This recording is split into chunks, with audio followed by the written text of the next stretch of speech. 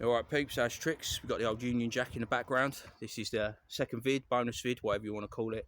I wanted to break it up because I like to get the keep the stream and stream recap vids separate.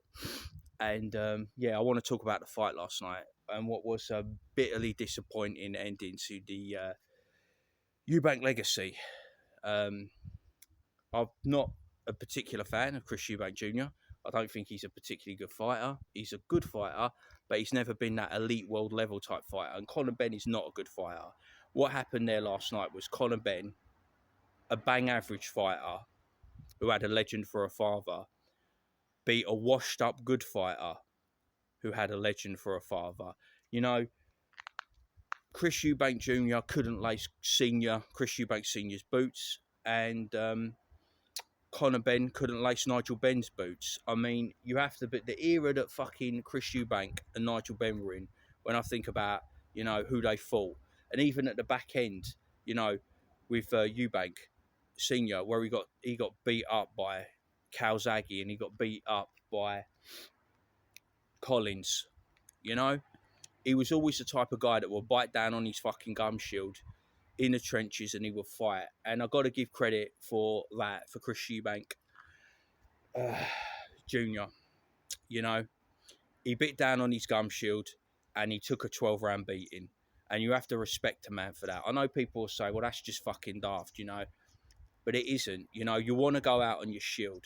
You know, that's what you want to do. You want to take away. When you take a beating like that, you want to come away with some kind of respect. I mean, Chris Eubank, he was gone from round one.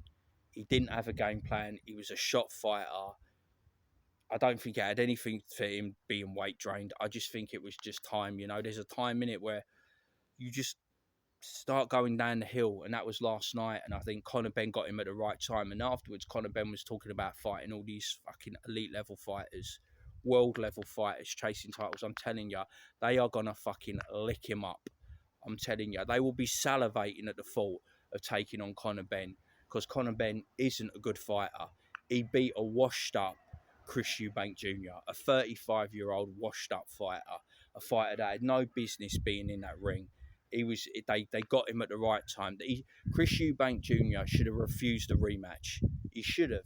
He beat Conor Benn in the first fight, and he should have just fucking retired and walked away. And then the legacy of Chris Eubank Sr. and Chris Eubank Jr. would have been intact. You know what I mean? They would have had the sway over the Benns. But now the lasting memory of that whole legacy, that whole saga, is going to be Conor Benn absolutely fucking, I don't know, licking him up, whooping him, tearing him up. You know what I mean? Ironing him out, filling him in. I mean, he drops him in the fucking, he drops him at the end, didn't he? And that's what people are going to remember. Chris Eubank Jr. on his arse, you know, getting up, stumbling, barely making it to the end of the fight. And that's a fucking terrible thing for Senior, because Senior was elite level. Senior was the governor. He was the absolute bollocks, mate. He was the dog's bollocks back in the day. You know what I mean? No one could touch him. And yet, he went through that, didn't he? He went out on his shield and took a couple of beatings at the end in fights he had no business being in. He should have retired. But that's the fucking fight game, isn't it? It's always about the money. No one knows when to leave, and they always come back for another bite of the cherry because there's money on offer. Like with Mayweather and Pacquiao, when they fight, it's all about the fucking money. But you know that they're washed and couldn't fight fighters at an elite level.